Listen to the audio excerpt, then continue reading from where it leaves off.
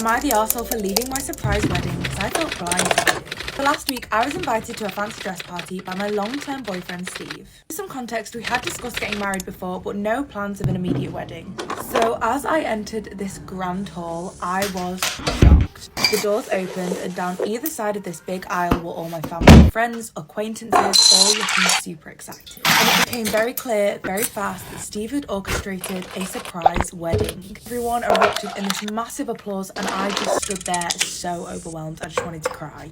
Don't get me wrong, I love Steve with my whole entire heart. I dreamed of our future together, but a surprise wedding with no prior warning or consent was quite alarming to me.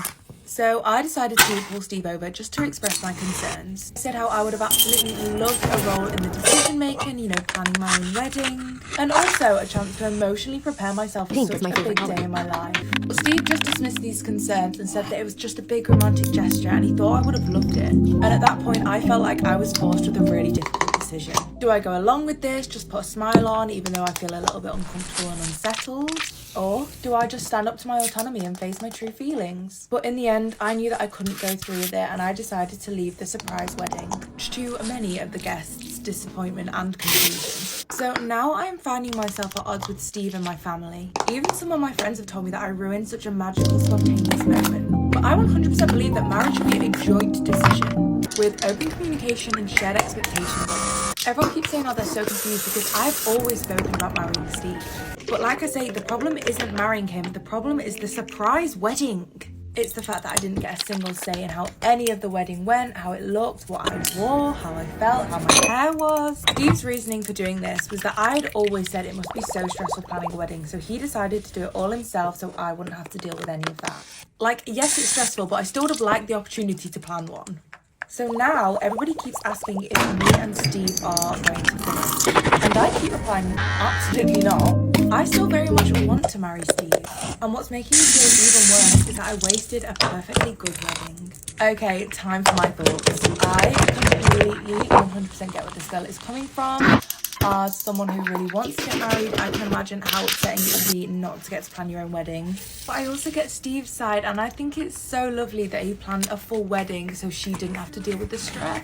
Am I the arsehole for refusing to forgive my cousin after she got with my boyfriend? So I've been with my boyfriend since May 2019. So when everything started to lock down, my parents offered for my cousin to come and stay with us. We'll call my cousin Amy. Amy is immunocompromised and her parents work in a hospital, so it made sense for her to come and live with us. And everything was so fine for a short while. So a few weeks into her living there, I was on FaceTime in the kitchen to my boyfriend, who we'll call Steve. Normally I'd just do this in my room, but my dad was on a work call in the room next to me and I didn't want to make too much noise. Amy came in and she glanced over my shoulder and had a look. Once the call ended, she asked who he was. I told her it was my boyfriend and she was like, oh, he's cute. At the time, it just felt like a random comment and it didn't feel like it was going to be a big deal. But after that, anytime I was on a call, whether it be with my friends or my boyfriend, she would try to come into my bedroom. She kept trying to play it off as just wanting to come in and ask me a question, but it was happening a little bit too often. I would just look at her like, as if like, get out, and she'll be like, don't I get to say hi? Which I found really, really odd. I might add, she did not know these people. We went to different schools and she'd never shown any interest in them before. And there was even times when if my phone rang in the room and she was looking over at it, she'd be like, oh, is that the cute boyfriend? And if that's not bad enough, she started to make comments saying that she'd wish she'd have met him first. I actually took up because it was very clearly making me uncomfortable. But it continued to get worse. She ended up finding him on Instagram and started sending him all of these flirty, inappropriate messages. He then blocked her and she made a second account to try and message him again.